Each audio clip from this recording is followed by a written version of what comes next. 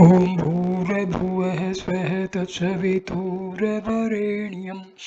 भर्गो देवस्य धीमहि धियो यो नः प्रचोदयात्.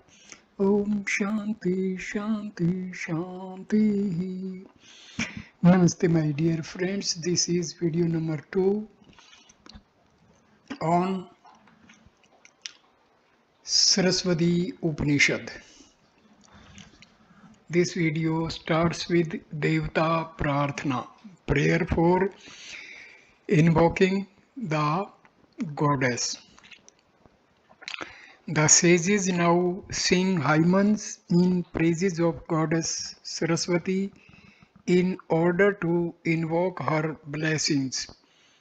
The text and language of the following verses show that these hymns were composed much later after Rig Vedic era. Stanza number 36. Chaturmukh mukham bhojan hans vadhurmam manase ramtam nityam sarvasukla saraswati. The power of energy vadhu of universal spirit symbolized as swan full of pure white color light, Sarva Sukla amidst the cluster Vana of four faces, Chaturmukh symbolizing the knowledge of four Vedas, with beaming lotus face, Mukha Ambhos, may the goddess Saraswati always dwell in my mind. The goddess Saraswati is the Jnana Shakti, power of wisdom of non-dual Brahma. Since this power of wisdom is absolutely pure, she is described here as white and dazzling. She has a form of pure white light who dispels the darkness of ignorance. Clad in spotless white, seated on the white lotus, wearing ornaments of pearls and white crystals, gems, holding a crystal white rosary, riding on a white swan and radiating light, the goddess Saraswati personifies purity and immortality. This verse describes her as the five-faced goddess, which represents her Mahasaraswati aspect who dwells in the minds of all noble people. Sages pray to Goddess Saraswati to dwell in their minds so that their ignorance is eradicated, leading to divine knowledge. Stanza 37. Namaste Sharde Devi Kashmir Purvashini Tvamehem Parthye Nityam Vidyadanam Cha Dehi Me. Prostration to thee, O Goddess Sharda, dweller of the city of Kashmir, I always pray to you, grant me the gift of Vidya, enlightenment. Sharda is the name of a particular form of the goddess Saraswati. Once upon a time, Kashmir was considered to be the highest seat of learning. There is stated to be a temple of Goddess Sharda with a throne of omniscience inside it. Only a person who had attained enlightenment and a state of omniscience could ascend this throne.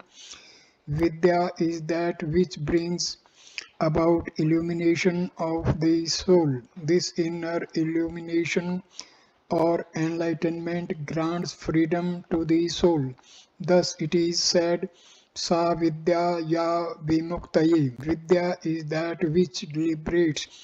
This Vidya includes both Apravidya, lower or mental or secular knowledge, and Pravidya, Brahma Vidya, higher or superconscious realization. The Vedas call Goddess Saraswati as Trividya. Tri means protector. Thus the goddess Saraswati protects the devotee by bestowing both pra and apravidya. Stanza number 38. अक्षर सूत्रांग कुशधरा पाशे पुस्तक धारिणी मुक्ता हार समायुक्ता वाची तिष्ठतु मे sada.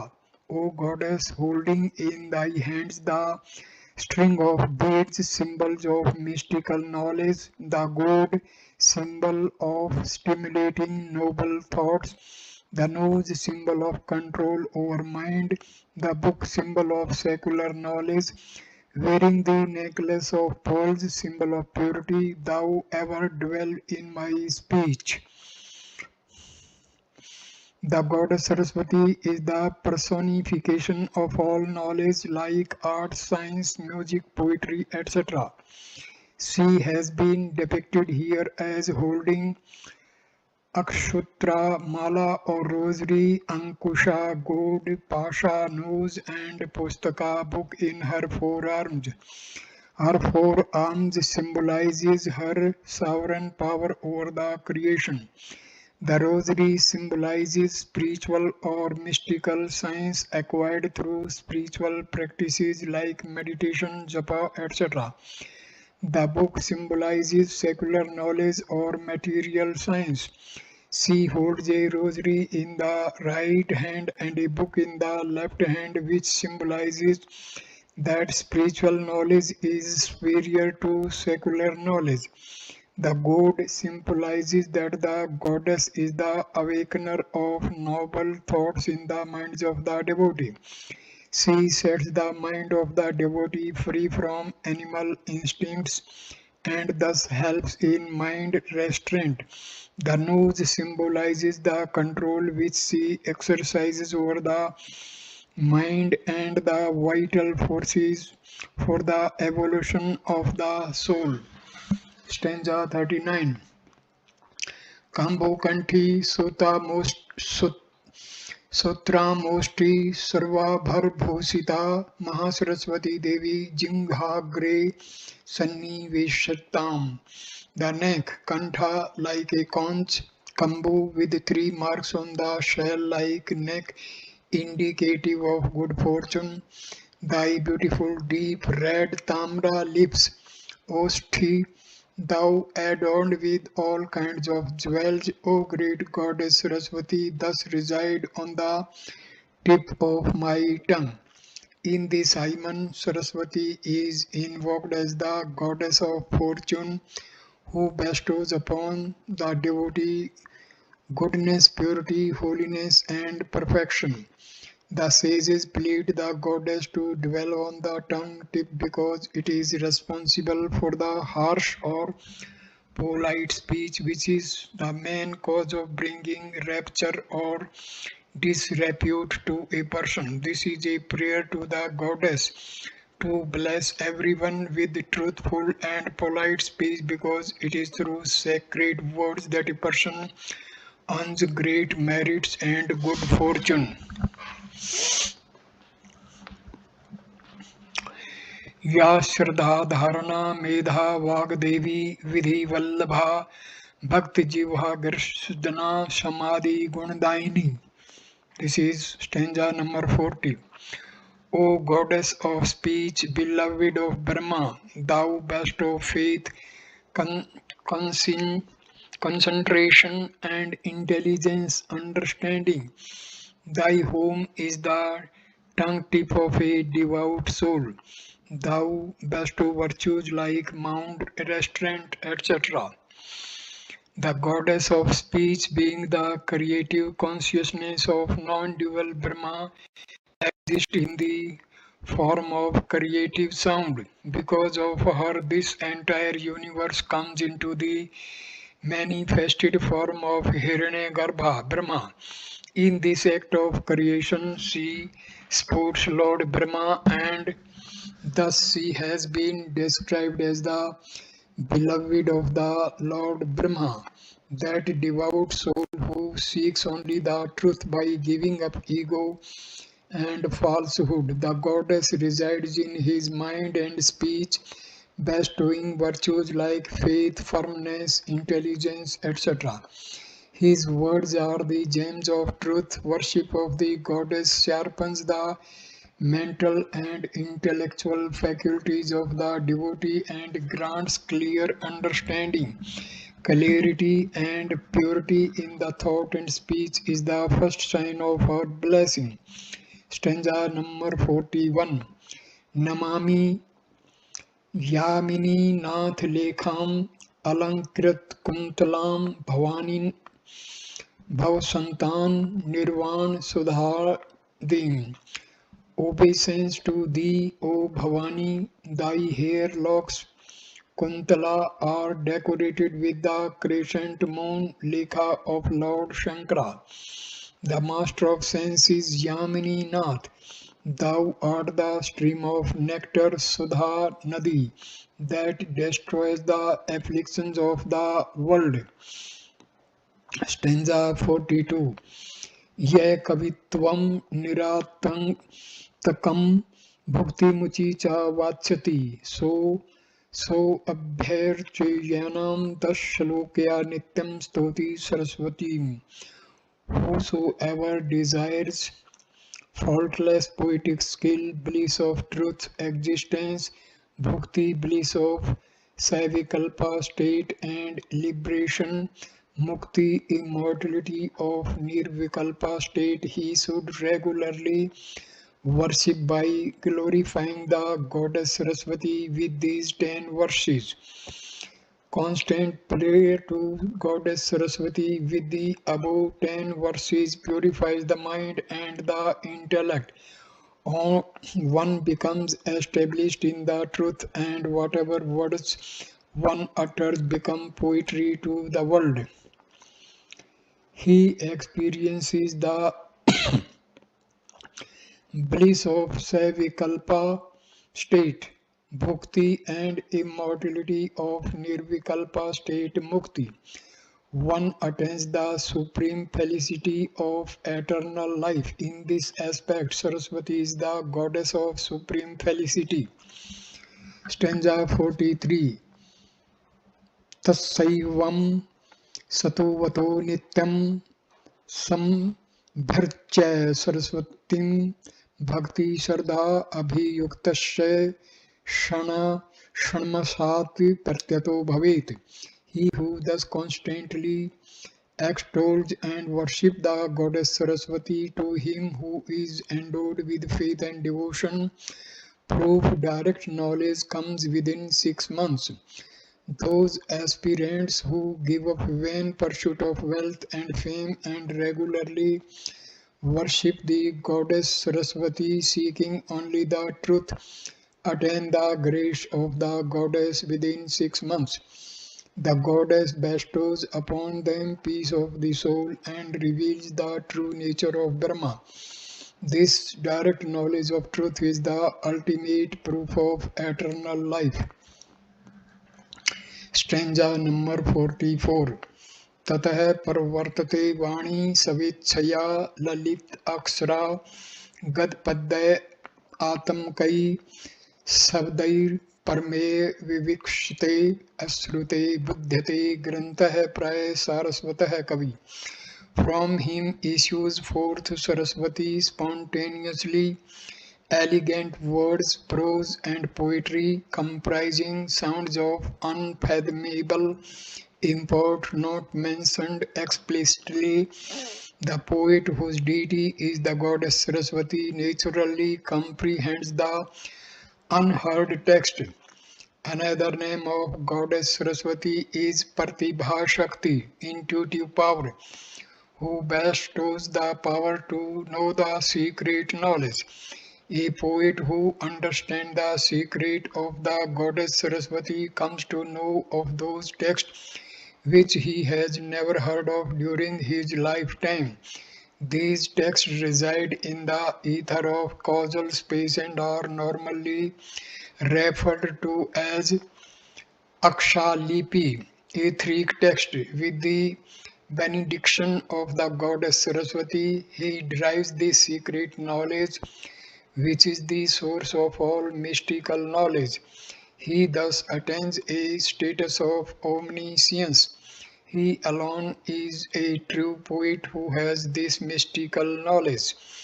Medha Suktam Mahanarayana Upanishad also glorifies the goddess Sarasvati thus: O goddess, favored by thee, one becomes a seer, by thee, one attains Brahma.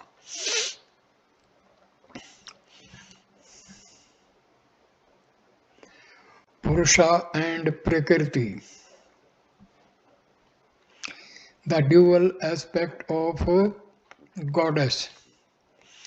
Greatly pleased with the invocations, the great goddess Saraswati manifests there in her ethereal effulgent form and reveals her true nature to the sages.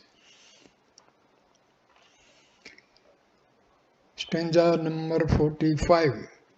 Itevam nischayam viprahasa hovach Saraswati.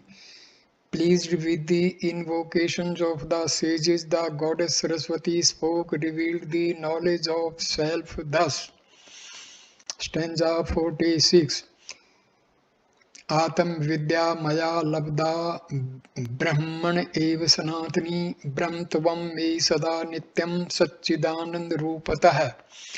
Even Brahma obtained the eternal self-knowledge through me, being ever of the form of being awareness bliss.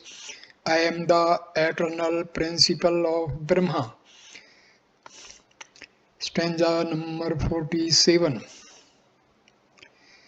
Prakriti tattvam tatah sapastam satvadi gun samyata satyama bhati chichaya darpane pratibimbavate. Thereupon I became the Prakriti primordial matter by harmonizing samyam inherent characteristic constituents guna like sattva etc. In me is reflected the chit consciousness like an image in the mirror. Prakriti, the creatrix, is the primordial substance or matter which is neither a product of Brahma nor a real entity apart from Brahma. Gunas are the characteristics constituents which are inherent in Prakriti. These are referred to as sattva, intelligence, consciousness, or awareness. Rajas, swift motion of elemental particles, and tamas, inertia of matter. These gunas are not qualities different from the substance but are one with the substance, and hence these are known as inherent characteristics constituents of Prakriti. In the absolute state of Brahma, the three gunas are totally absent. In the primordial state of unmanifested Prakriti, these three constituents lie in latent form. This Prakriti evolves into the manifested form through the creating power of Chit or consciousness, which is but a reflection of Brahma. Then, through combinations of these three constituents, the entire creation of multitudes comes into existence.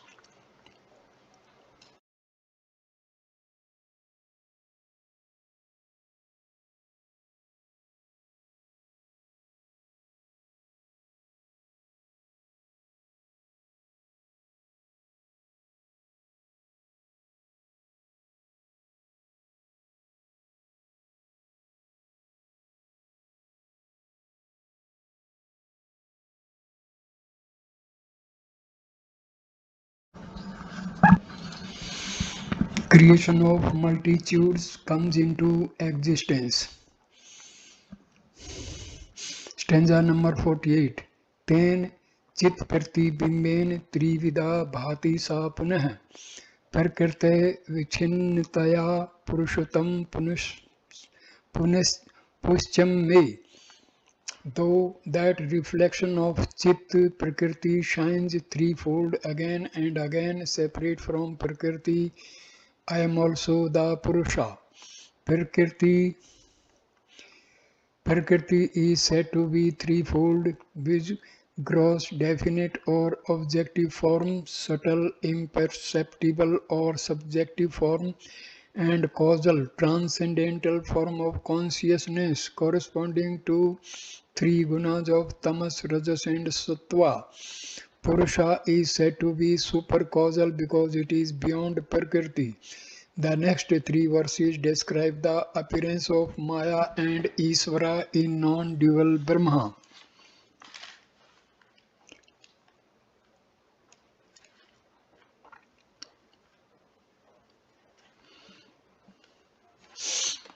The goddess is Isvara due to Maya.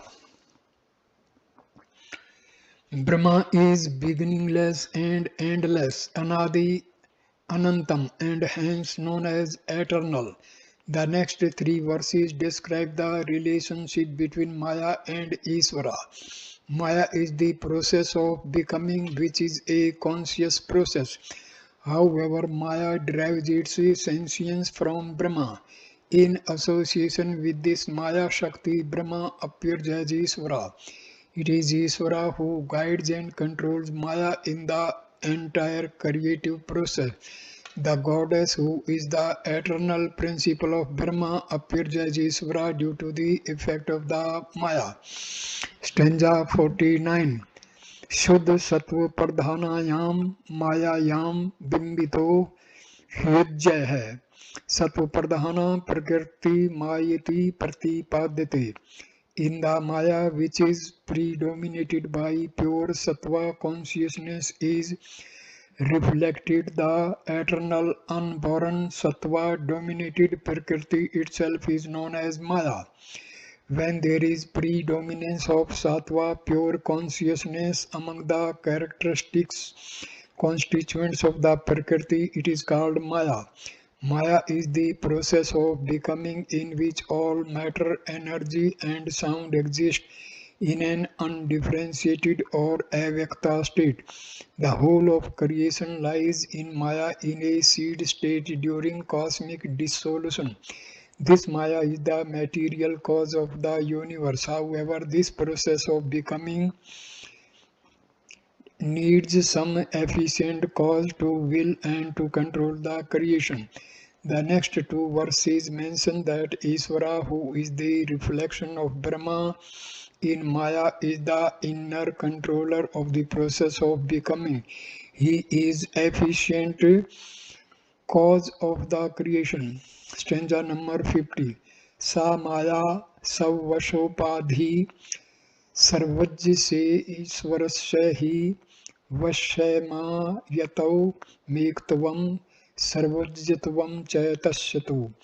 That Maya is the appearance subordinate to omniscient Ishvara for lordship over Maya, oneness and omniscience belonging to him Ishvara alone.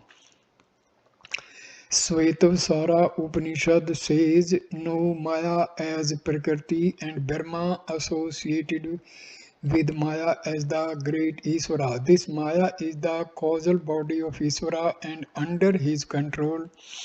Isvara is the efficient cause of the universe who guides Maya in the entire creative process. Isvara is called omniscient because Brahma as pure spirit has no creation and hence no cognition of it. Stanza 51. Satvikvat smastitvat sakshitvat jagtamapi jagat kartum kartum chanithya kartum mishate yes Iswar ityuktah sarvagyatvadi bhirgunah. He who is of the nature of sattva consciousness, samasti collectiveness, sakshi witness of the universe, who holds the power to make or unmake or otherwise create universe, is the Lord of the universe, having virtues like omniscience, etc. Dual nature of Maya. The previous three verses describe the appearance of Isvara in non-dual Brahma, who is the efficient cause of the universe. The next five verses describe the world of duality created by Isvara and Jiva, who are but the different appearances of Brahma because of Maya. Stanza number 52. शक्तिद्वयं हि मायया विक्षेपा वृत्तिरूपकम् विक्षेप शक्ति लिंगादि ब्रह्मांडतः जगत सर्जित. Maya has the dual potencies of projection, vikshepa, and concealment, avirti. The power of projection creates the entire subtle universe or Hiranyagarbha and the gross universe or Viraj. During cosmic dissolution, void verse 47, the three characteristics constituents which sattva, rajas and tamas exist in equilibrium state.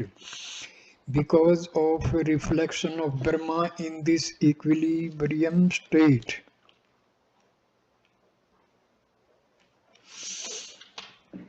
Sattva dominated Prakriti emerges concealing all the fundamental particles in an unmanifested form.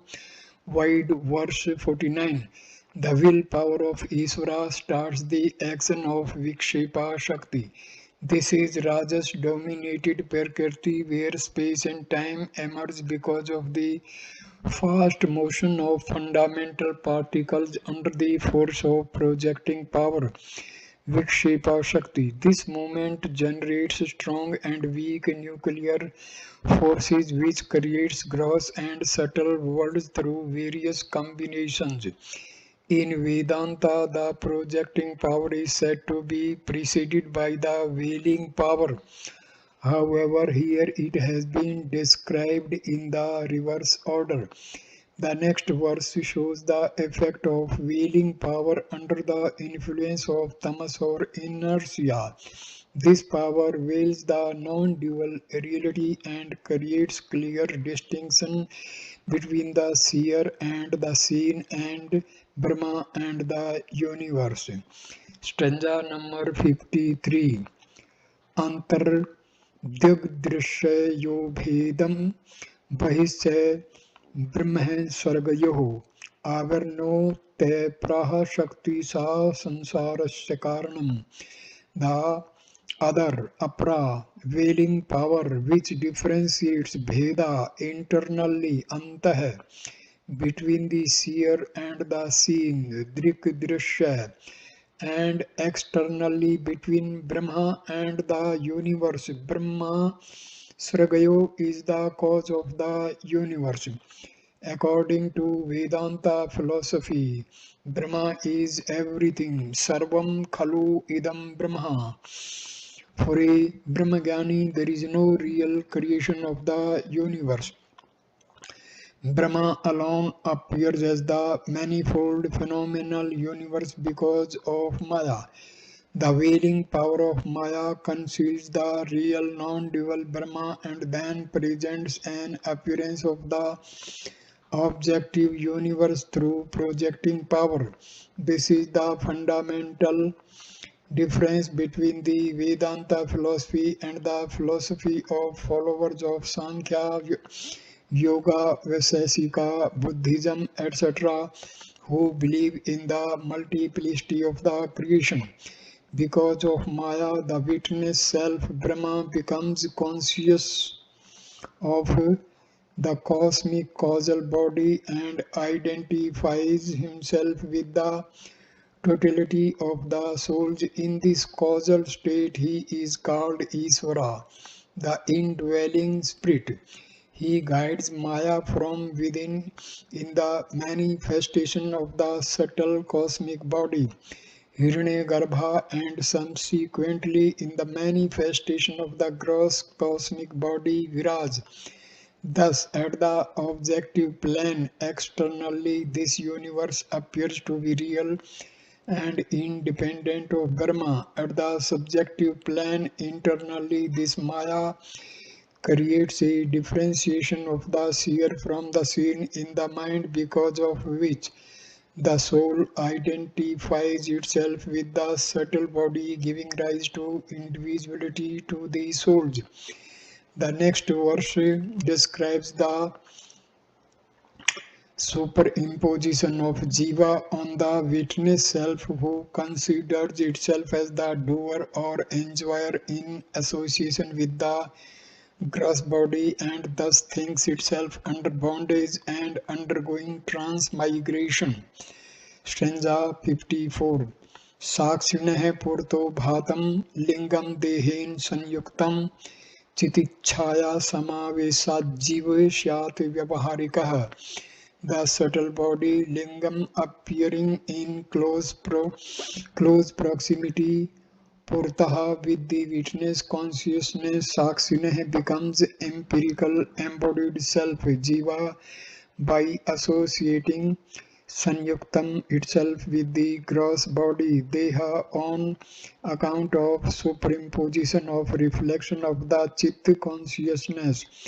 The next verse shows that the idea of Jiva and universe are falsely superimposed on the witness itself. Stanza 55.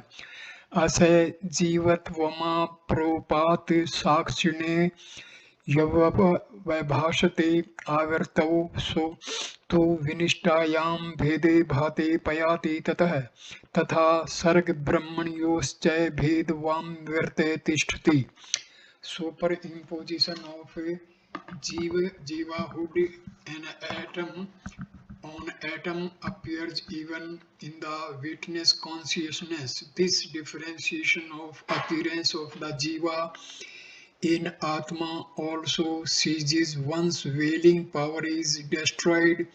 Similarly is the wailing of Brahma through creation of multitudes.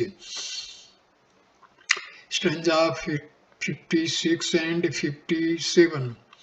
या शक्ति द्वासव्य विकृतत्वेन भासते अत्राप्यवर्ति नाशेन विभाति ब्रह्मण सर्गयोः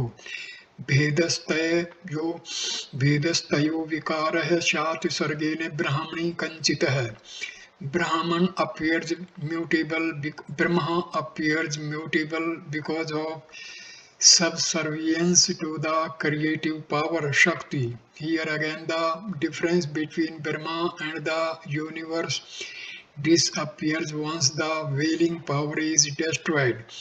Their difference due to mutation lies in the creation and never in Brahma. The above 6 verses describe the delusion created by the power of Maya. Maya, which has dual nature of projection and concealment, is in Brahma. It limits the indivisible nature of Brahma and makes it appear as the world object of enjoyment and the embodied being enjoyer. It is because of Maya that Jiva and Isvara appear to have different forms. Secondly, because of Maya, this universe appears to be real and different from Brahma. Thirdly, because of Maya, even Brahma appears to be mutable. The followers of philosophies of Vaisheshika, Sankhya and Yoga hold the view that liberation is attained when the witness detached nature of the Atma is known. But it is impossible to establish the detached nature of Atma as long as the world and Isvara are believed to be real and ever existing entities. Freedom of Atma from all attachment is possible only through the knowledge of non-duality. Thus, the fundamental real principle is non-duality, and the highest goal of life is the realization of non-duality. Now, therefore, commences the prescription for realization of non-duality by overcoming Maya. Prescription of Samadhi for realization of non-duality. The great goddess of knowledge, having bestowed the purity of mind and intellect, now shows the ways to overcome this dual nature of Maya and realize one's own true nature as Brahma. It is only a pure mind free from all impressions of the world which can remain absorbed in its own true nature. that samadhi which follows after purity of the mind is the chief means for realization of non-dual Brahma. Samadhi can be effective in the realization of non-duality only if all the impressions are effaced from the mind.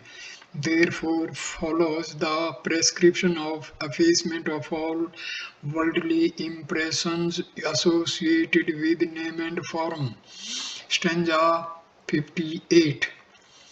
अस्ति भाति प्रियं रूपं नाम चेतयं Jens पंचकम आदम त्रियं ब्रह्म रूपम जगत जगत रूपम ततो दिव्यम. There are indeed five factors which asti existence, bhati effulgence, priyam benevolence, rupam form, and nama name. The first three belong to Brahma and the other two constitute the world. Even entity has five characteristics. The first three, which asti, bhati, and priyam, corresponding to sat, chit, and ananda, are present in all entities being one with the Brahma. The other two, which name and form make one entity, differ from another. These two constitute the world of multiplicity. It is not enough if one has faith in non-duality. One must cast aside all names and forms which constitute multiplicity and constantly practice samadhi in order to enliven the face. Stanza 59. उपेक्षय नाम रूपे द्वय सच्चिदानंद तत्परः समाधिं सर्वदा कुर्याद्दे वाथैवा बहि. Discarding the two which name and form, be intent on the sat, asti, chit, bhati, ananda, priyam. Always practice samadhi, uninterrupted meditation within the heart or without.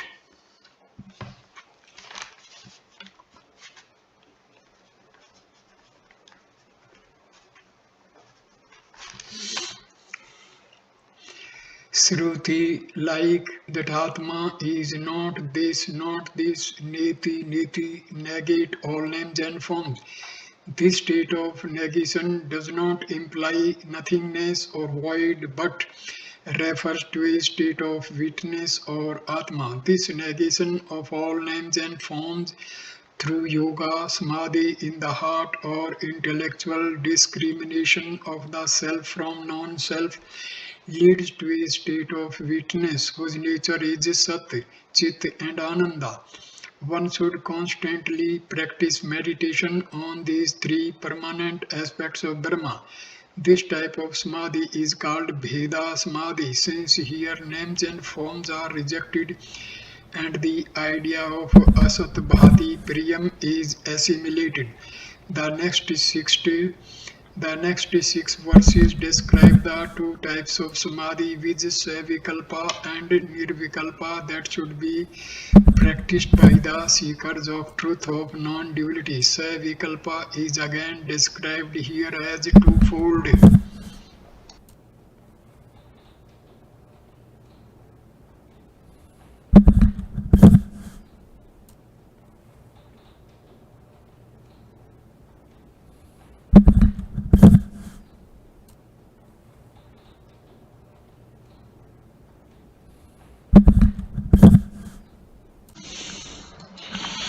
The next 6 verses describe the two types of samadhi, which Savikalpa and Nirvikalpa, that should be practiced by the seekers of truth of non-duality. Savikalpa is again described here as twofold. Stanza 60. Savikalpo Nirvikalpa Samadhi Dividho Hridayi. दृश्य शब्दानुभेदेन स विकल्प है पुनर्द्विधा.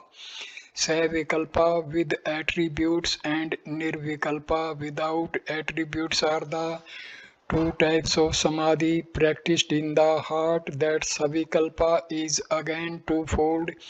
According to it, observing consciousness in the samadhi being associated with the drishya object or the shabda subjective sound or thought. In Savikalpa Samadhi, threefold consciousness of knower, knowledge, and known is not completely effaced from the intellect. Here, the intellect remains in a latent state, being identified with the causal body.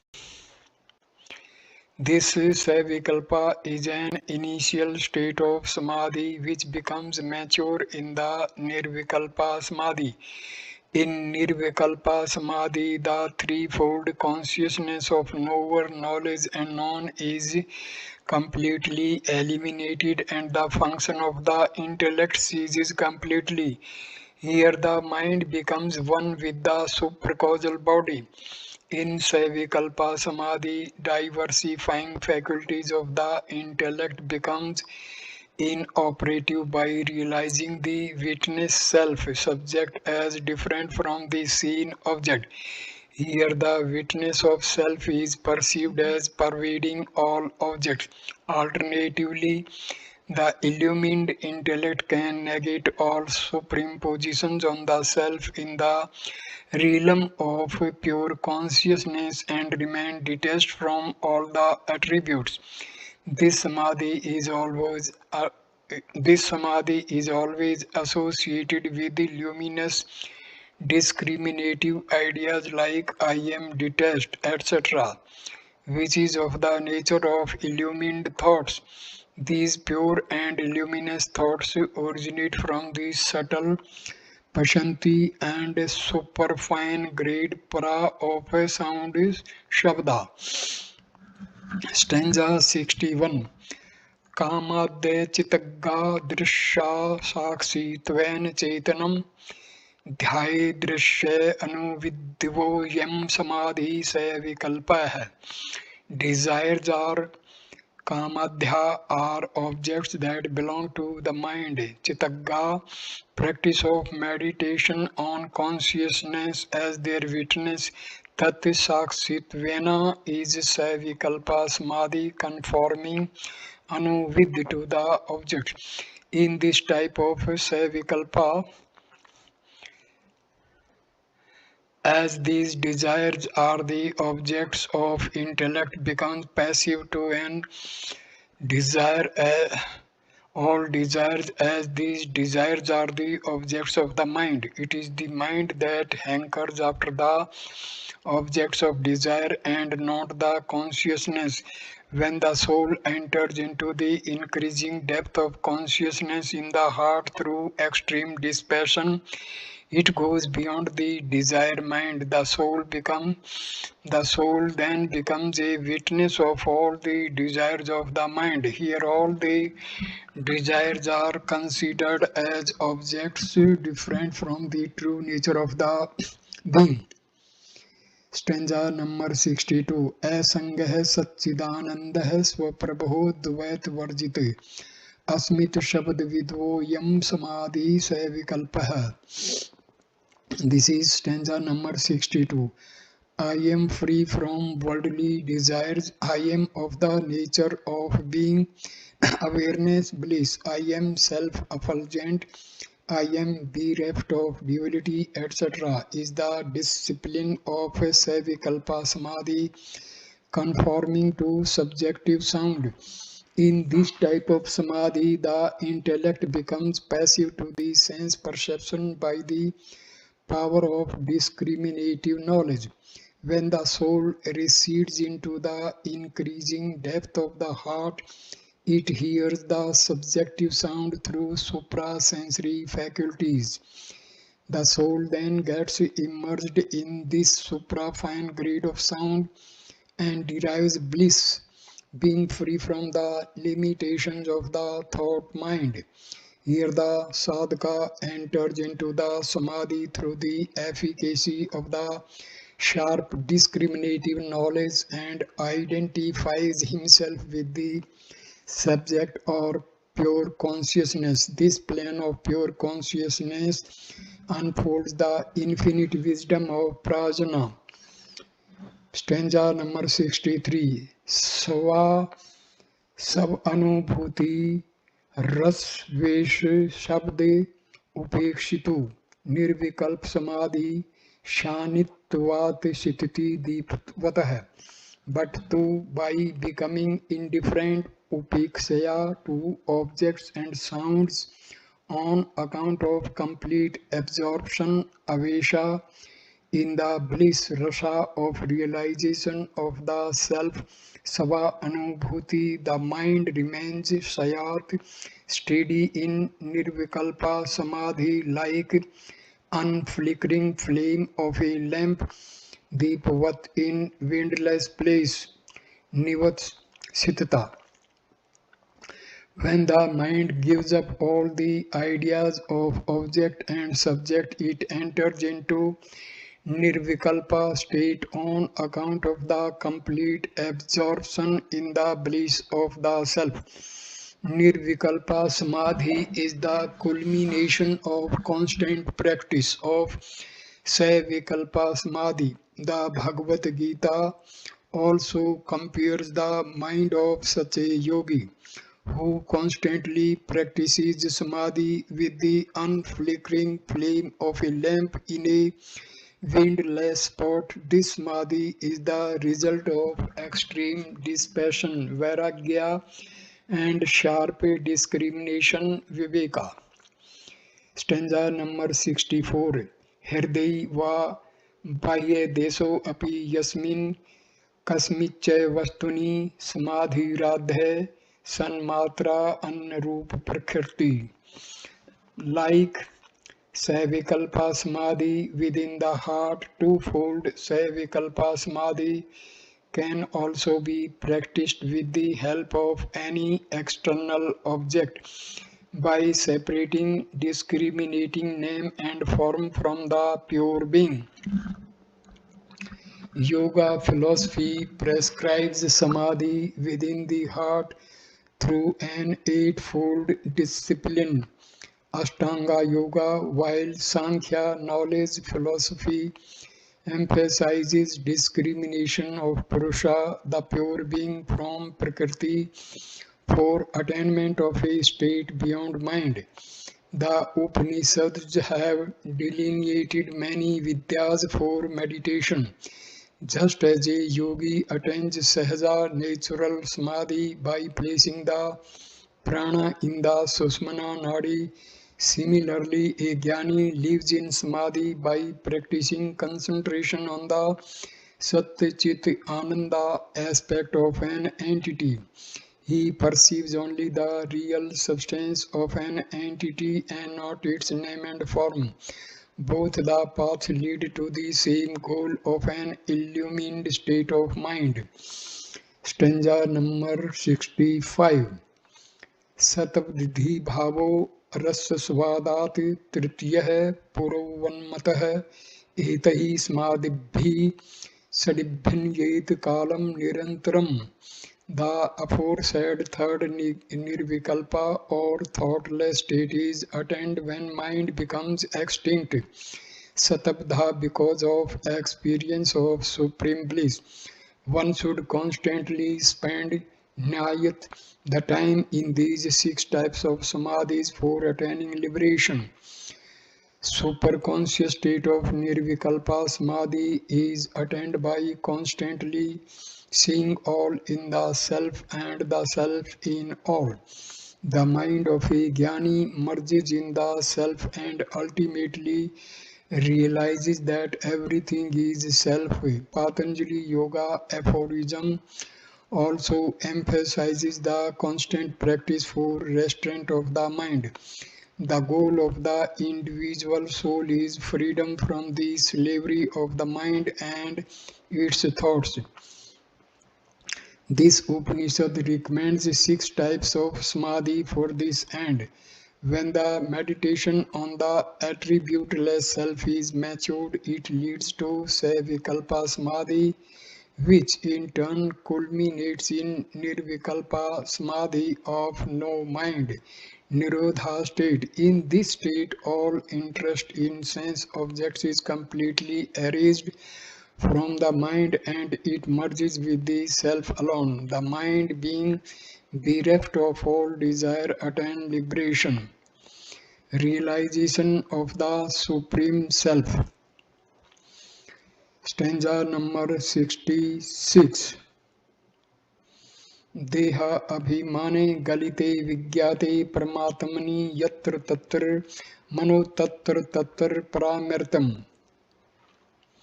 With the effacement of ego in the body and realization of the Supreme Self, wherever the mind may rest, there it experiences supreme nectar of immortality. The self is different from the gross, subtle and causal bodies. However, this difference should not create a sense of reality of the body. The self is said to be different from the body only to illustrate the transient nature of the body and not for proving the duality of the self and the body. The self is the substratum of all names and forms, and thus they are nothing but illusory. It is present in every form, yet it transcends them all. Thus the idea of the pervaded and the pervading is also illusory. The highest realization is that where one perceives no differences of any kind in the self. It is a state where all becomes one with the self. All this is Atma. Brihadaranyaka Upanishad says, when one realizes all as identified with the Atma, there arises neither delusion nor sorrow for such a sphere of unity. Isa Upanishad, the mind of that sphere of unity experiences supreme bliss of immortal life under all circumstances. Stanza 67. Vidyate hridaya granthi chadante sarvasansaya akshiyante chase karmani tasmin drishti pravare. The note of the heart, desire clinging to one's heart is rent asunder. All doubts are obliterated. All karmas, three types of karma, viz. Prarabdha, Sanchita and Agami, are annihilated when the self, which is both the higher and the lower, is realized, perceived. This sloka is also found in the Mandaka Upanishad, which shows the efficacy of the supreme knowledge that ensues from the realization of the attributeless self. The self has to be realized in its fullness everywhere, both as lower manifested and higher transcendental. In the highest state of realization, all differentiations like lower and higher, interior and exterior, etc., cease to exist. Therefore, the next sloka mentions that even the differentiation of Jiva and Isvara is illusory. The mind of a self-realized seer has nothing to accept or reject, and hence no doubt ever arises in him. Here the word all karmas is used in a plural sense, which shows that after realization of the self, even prarabdha karma ceases to exist. Stanza number 68. Mai jivat mi shatvam kalpitam vastuto nahi iti yastu vijanati se mukto natri sansya itupanishata. This is stanza 60. State of Jiva, individual soul, and Isvara, super soul, are all imagination of mind and do not exist in reality in me. He who knows this truth is verily free. There is not even the least doubt in this. This is the Upanishad. This may be said to be the ultimate conclusion of this Upanishad.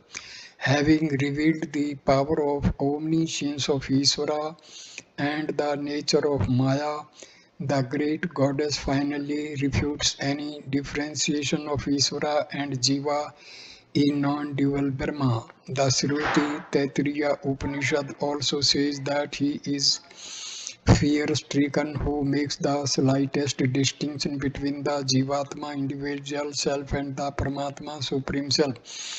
The Svetasvara Upanishad, in order to elucidate the glory of the imperishable self, says that the Lord of Maya, Isvara, creates the universe while Jiva is controlled by Maya. However, this imperishable self is worthy of being adored even by the Creator, who is the highest being conceivable from our relative point of view. Those who have not realized the non-dual self are seen to be deluded by false knowledge and frequently quarrel over the superiority and inferiority of Ishvara and Jiva, which are creations of Maya. Therefore, the seekers of liberation should never engage themselves in disputations about the nature of Jiva and Isvara. They should constantly practice discrimination and realize the non-dual self, which is both the higher and the lower. Liberation is nothing but being established in one's own self. Om Tat Sat.